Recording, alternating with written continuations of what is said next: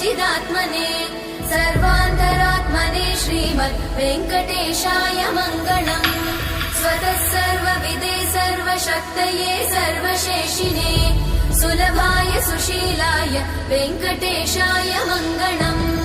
परस्मै ब्रह्मणे पूर्णकामाय परमात्मने प्रयुञ्जे परतत्त्वाय वेङ्कटेशाय मङ्गलम्। आकालतत्त्वमशान्तमात्मनामनुपश्यताम् अतृप्त्यमृतरूपाय वेङ्कटेशाय मङ्गलम्।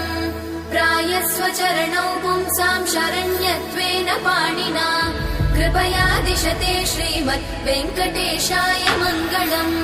दयामृततरङ्गिण्यास्तरङ्गैरिव शीतलैः अपाङ्गैः सिञ्चते विश्वम् वेङ्कटेशाय मङ्गलम्। स्रग्भूषा